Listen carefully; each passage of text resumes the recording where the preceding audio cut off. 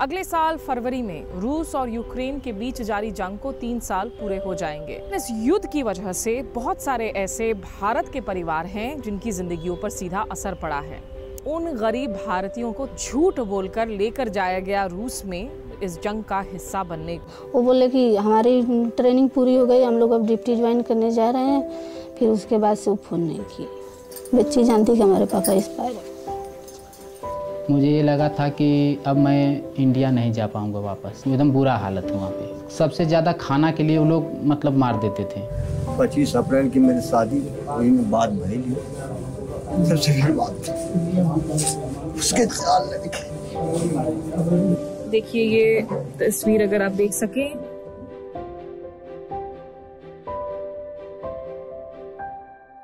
नमस्कार, आदाब। आपके साथ मैं स्मिता शर्मा हूँ। अगले साल फरवरी में रूस और यूक्रेन के बीच जारी जंग को 3 साल पूरे हो जाएंगे। दुनिया भर की तमाम कोशिशें जारी हैं, लेकिन इस युद्ध में कोई समाधान फिलहाल निकलता हुआ नज़र नहीं आ रहा है। लेकिन इस युद्ध की वजह से बहुत सारे ऐसे भारत के परिवार हैं जिनकी ज़िंदगियों पर सीधा असर पड़ा है। हम बात कर रहे हैं उन गरीब भारतीयों की जिन्हें धोखा देकर किसी तरीके से झूठ बोलकर लेकर जाया गया रूस में। वो मजबूर हुए वहाँ रूस की सेना में भर्ती होकर लड़ाई लड़ने को, फ्रंट लाइन पर इस जंग का हिस्सा बनने को। इस मुद्दे को पिछले कुछ वक्त से लगातार उठाया जा रहा है भारतीय विदेश मंत्रालय की तरफ से। प्रधानमंत्री नरेंद्र मोदी जब जुलाई में मॉस्को गए हुए थे, तब उन्होंने प्रेसिडेंट पुतिन के साथ अपने औपचारिक बातचीत में भी इस मसले को उठाया था। और एक बार फिर से इस मसले को उठाया गया है खजान में, जहां पर प्रधानमंत्री नरेंद्र मोदी मिल रहे हैं प्रेसिडेंट पुतिन से।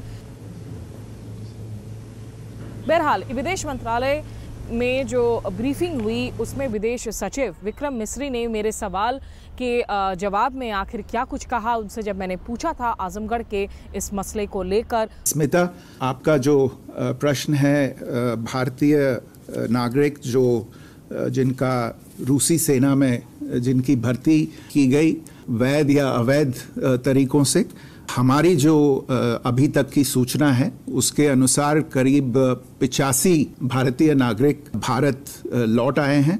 जैसा आपने कहा, दुर्भाग्यवश उसमें कुछ नागरिक ऐसे हैं जिनको अपनी जान वहाँ पे गंवानी पड़ी और उनके मृत शव वापस लौटाए गए। तो ऐसे कुछ परिजनों से मैंने मुलाकात की। उत्तर प्रदेश के मऊ में आजमगढ़ से आगे जाकर करीब 850 किलोमीटर का सफ़र तय करके ट्रैवल एजेंट्स ने उनको सपने दिखाए थे नौकरियों के, कहा था कि वहाँ जाकर वो पैसे कमा सकेंगे। लेकिन आज लगभग 10 महीने से ज़्यादा का वक्त हो चुका है। ऐसे कई परिवार हैं जिन्हें अभी तक कोई खबर नहीं है कि उनके परिजन कहाँ हैं। इससे पहले वो दिल्ली में काम करते थे। कि क्या काम करते थे? बढ़ई का काम करते थे। अच्छा जी। तो आपको पता नहीं था कि युद्ध के हालात कैसे हैं? आपने समझाने की कोशिश की थी अपनी दीदी को, अपने जीजा को? मुझे युद्ध के बारे में नहीं पता था, मैंने नहीं देखा था और मैंने उनको यही बोला था जब वो जा रहे थे कि मतलब आप ऐसी कोई काम मत करना जिससे पूरा परिवार भुगते। हमारे छोटे साले थे आजमगढ़ गुलामीपुरा से, तो वो भी इसी तरीके से जो है विनोद भैया के जरिए गए थे। यही सिक्योरिटी गार्ड की नौकरी बताई गई थी और वो जाकर वहाँ फंस गए।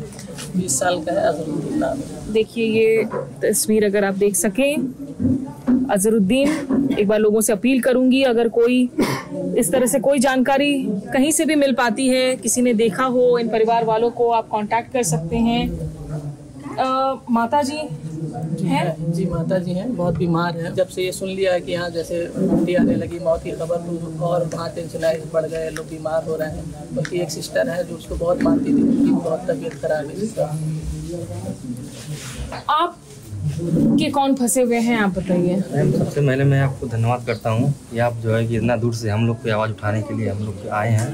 तो हमारे चाचा लगते हैं जिनका रामचंद्र नाम है, जो आजमगढ़ के हैं, तो वही फंसे हुए। लगभग 1 महीने तक उनसे कांटेक्ट हुआ था, उसके बाद कभी कांटेक्ट नहीं हुआ कभी नहीं। चाचा के परिवार में कौन कौन है? चाची हैं, मेरे बाबा हैं, उनके 2 लड़के हैं और एक बच्ची है छोटी सी। सब चाची मतलब रो रो के अपना बुरा हाल कर लेते हैं डेली। हम लोग समझाते हैं कुछ नहीं हुआ है, सही सलामत आ जाएंगे, लेकिन अभी कोई तक सूचना नहीं मिली। आपको पता था जब चाचा जा रहे थे? क्योंकि टीवी पर तो दिन रात इतनी खबरें चल रही होती हैं कि रूस यूक्रेन में युद्ध चल रहा है, तो बुजुर्गों को ना भी पता हो, आप जैसे युवाओं को तो पता होगा कि युद्ध चल रहा है। पता था, लेकिन जैसे उन्होंने बोला कि एयरपोर्ट पे हम लोग जा रहे हैं, कोई दिक्कत नहीं है और उस पर सिक्योरिटी गार्ड का काम है, तो चले गए। वहाँ पे जाने के बाद वो हमसे बात भी किए थे, तो यहाँ पे कोई प्रॉब्लम नहीं है, सब सही है और हम लोग को मतलब इतना पैसा दिया जाएगा उतना दिया जाएगा। लेकिन उन लोगों को क्या है कि जो एजेंट था वहाँ रसिया का और दिल्ली का, इन लोगों ने उन लोगों के साथ फ्रॉड किया। इन लोग का 2 ATM कार्ड बनवाया, अपने पैसे लेता था और इनके घर पे पैसा नहीं देता था। आपके कौन फंसे हुए हैं बताइएगा? हमारे बेटा है। क्या नाम है, क्या उम्र है? विनोद यादव। विनोद यादव, क्या उम्र है उसकी? 38 साल। तो विनोद यादव तो शायद वो हैं जो दूसरों को भी लेकर गए थे अपने साथ में, वो खुद भी ट्रैवल एजेंट है। अपने साथ में लेकर गए, एजेंट वहाँ का था। तो विनोद को किसने बताया था कि वहाँ पे नौकरियां हैं? विनोद क्यों अपने साथ लेकर गए यहाँ के गांव के लोगों को? हमको पता नहीं है। भारत में इन दिनों अगर आप देखेंगे तो राजनीतिक रैलियों में भी, हरियाणा में राहुल गांधी जिसका जिक्र कर रहे थे, हरियाणा के गांव दर गांव जो है डुमकी नजर आ रहे हैं कि किस तरीके से जहां नौकरी नहीं होती है तो युवाओं को ये ट्रैवल एजेंट बरगलाकर विदेशों में नौकरियों के सपने सजाकर उनको लेकर जाते हैं, मुश्किल हालातों से पहुंचते हैं और फिर पता चलता है कि जिंदगी वो नहीं है जिसके सपने उन्होंने सजाए थे। चाचा जी, आपको क्या लगता है कि इस अभी जो लोग ये कार्यक्रम देख रहे हैं उनको आप क्या मशवरा देंगे? आपके घर से कौन फंसे हुए हैं? लड़का हमारा। लड़का, क्या उम्र है? उम्र वही 30-32। और कितने बच्चे हैं आपके? 4 बच्चे हैं। तो लड़का आपको लगा था कि अच्छा बड़ा देश जा रहा है, अच्छा कमाई करेगा? तो एक दाई वो सऊदी गया लाल, दुबई एक दाई गया लाल, तो फिर कहा रहा कि से बात भाई विनोद हमारे घरे गई है लॉकडाउन के पहले। तो सऊदी दुबई में क्या काम करते थे? वहाँ घर रहना 10 साल 2 साल रहना, फिर जब कहीं नहीं तो चलिए ना घरे से। तो काम क्या करते थे वो? सेटरिंग का काम, मकान भी करते हैं। फिर इनके साथ गई ना तो ये कहना कि काट के जैसे लोग बताओ तुम्हें करे के हो, और पैसा भी मैं 2,20,000 रुपया उनको दिया। उनको क्या लग रहा था जब वो जा रहे थे कि कितने पैसे कमाएंगे वो? मैं फिर सबूत कर दिया कि तुम मत जाओ, रुपया जाने जो ले जाए। तो माना नहीं लड़का, कहा कि सब जात है उसका में सिक्योरिटी गार्ड में नौकरी मिली। 25 अप्रैल की मेरी शादी, वही में बात भई सबसे बड़ी बात उसके 4 लड़के।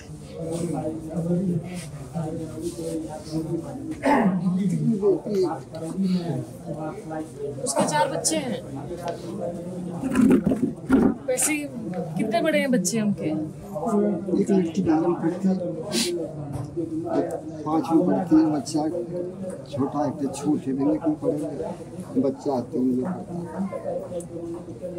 बच्चे जब पूछ रहे हैं कि पिताजी कहाँ हैं, आप क्या बोलते हैं उनको? कैसे समझा रहे हैं आप उनको? पापा तुम्हारे करो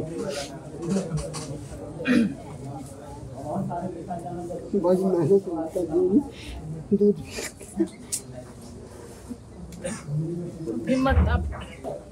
हिम्मत हारी है ऐसे। देखिए ये उनके बेटे हैं।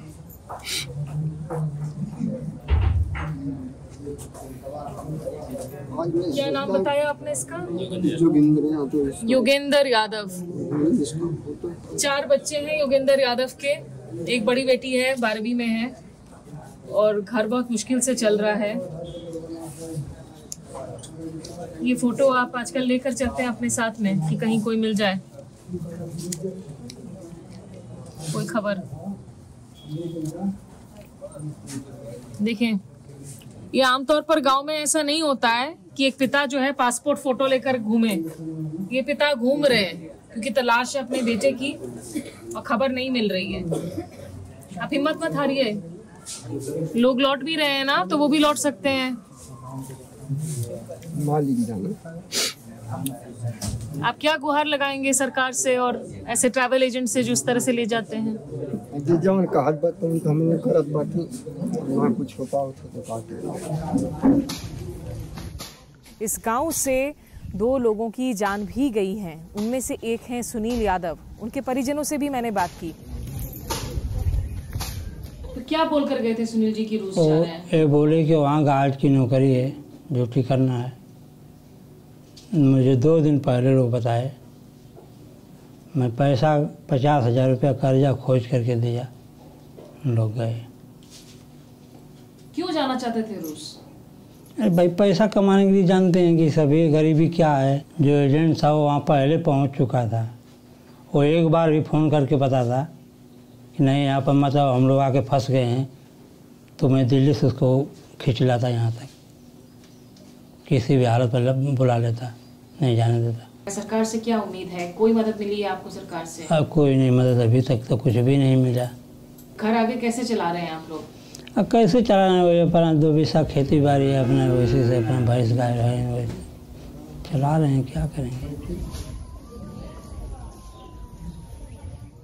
मुश्किल 2-3 मिनट हुई थी बातचीत बस। वो बोले कि हमारी ट्रेनिंग पूरी हो गई, हम लोग अब ड्यूटी ज्वाइन करने जा रहे हैं।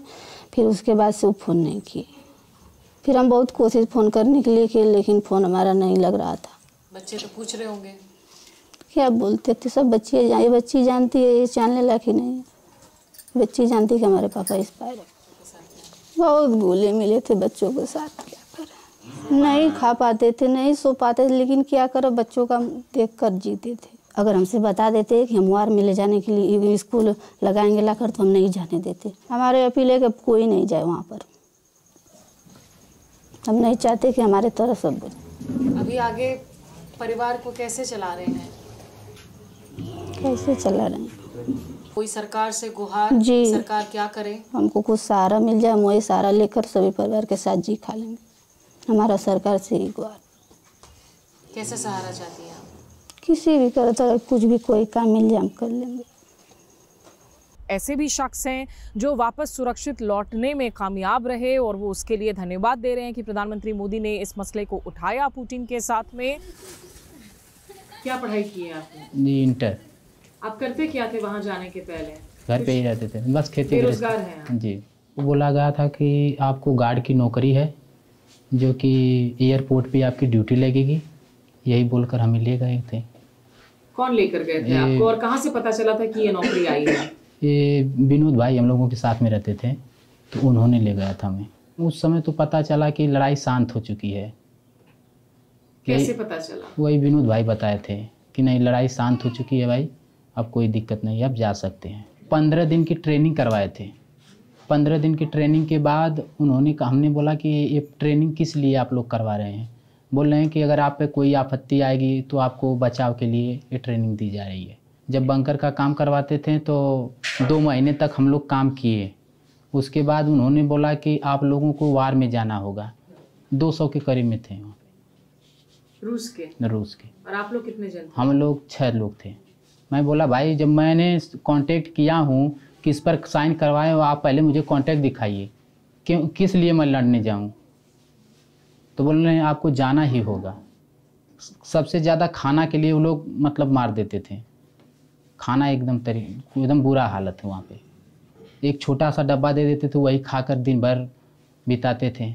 मुर्गे का मांस था या मछली थी, एक डब्बे में 4 लोगों को खाना होता था। पानी का बोतल जो नहीं होता है छोटा सा, उसको मतलब पानी को 1 हफ्ते उसको चलाया था मैं। अब बताइए 1 हफ्ते उसको वो पानी का बोतल कैसे मैं पीऊँगा? बहुत बुरी स्थिति है वहाँ पर मैं। और आप लोगों को नहाने के लिए, टॉयलेट जाने के लिए सुविधा? कुछ भी नहीं, कुछ भी सुविधा नहीं थी। मैं जब खाएंगे नहीं मैम तो टॉयलेट कहाँ से जाएंगे? मैं तो 11 दिन ही टॉयलेट नहीं गया था मैं। वहाँ पर ऐसे हालात हैं। तो ये जानबूझ के आप लोग को पानी नहीं दे रहे थे या उनके पास भी था नहीं, आपको लगता है? नहीं मैम, हम ही लोग लेकर जाते थे, उन लोगों के पास रखते थे। बोलते थे कि 1 बोतल हम भी लोग लेकर चले जाएं। बोलते थे नहीं आप लोग नहीं लेकर जा सकते। कितने घंटे आप लोग रहते थे फील्ड पर और क्या कोई पैसा देते थे इस वक्त वो लोग आपको? जी नहीं, जब लेकर जाते तो 24 घंटा ही रहना पड़ता था वहाँ पर। मैं ये नहीं कि पीछे जाकर आराम करो, कुछ भी नहीं। मैं वहाँ पर 8 महीने तक रहा। जो एजेंट है उनसे हमारी 10 जुलाई तक बात हुई थी। जो पैसे आते थे हम लोगों का एटीएम में, एटीएम कार्ड उन्हीं लोगों के पास था। वो बोल रहे थे कि आपके घर पैसे पहुंच जाएंगे, आपके जाने से पहले आपका सारा हिसाब कर देंगे हम। और तब से उन लोगों ने बातें भी नहीं किया, मेरा नंबर ब्लैक लिस्ट में डाल दिया है। और वो पैसा, एक पैसा घर पे नहीं आया है? नहीं मैम। तो 8 महीने आपने वहाँ पर अपनी ज़िंदगी के साथ, आपका इतना कुछ हुआ, आपको कोई पैसा भी नहीं मिला है, धोखा हुआ आपके साथ? जी, हम सोचे कि वहाँ पर चले जाएंगे तो हालात सुधर जाएंगे, और हमें ये नहीं पता था कि हम सुधारने के लिए क्या वहाँ पर और बच जाएंगे जाकर। मुझे ये लगा था कि अब मैं इंडिया नहीं जा पाऊँगा वापस। तो मैं मोदी जी का बहुत धन्यवाद करता हूँ कि उन्होंने ही हमारी जान बचाई है। अगर वो 8 जुलाई को नहीं गए होते तो अब तक मैं भी वार में होता। हम इस वक्त बस यही कोशिश कर सकते हैं कि इन रिपोर्ट्स के ज़रिए जिन लोगों को भी खबर हो, ऐसे परिवार वालों की जिनके अपने वहाँ इन मुश्किल हालातों में, जंग में शामिल होने के लिए मजबूर किए गए हों, तो ये जानकारियाँ आप भारत सरकार को दें, भारत के दूतावास को दें, इन परिवार वालों को दें। और बाकी हम दुआ ही कर सकते हैं कि इस गांव के बाकी जितने भी लोग हैं, और सिर्फ इस गांव के नहीं, भारत के दूसरे क्षेत्रों से भी जो भी लोग गए हैं, क्योंकि युद्ध ख़त्म होता हुआ तो नज़र नहीं आ रहा है, लेकिन ज़रूरी है कि ये बच्चे, ये बुज़ुर्ग, ये अपने परिवार वालों के पास सुरक्षित लौटें। फिलहाल VOA इंडिया में आप सभी का हमारे साथ जुड़ने के लिए नमस्कार, आदाब, शुक्रिया।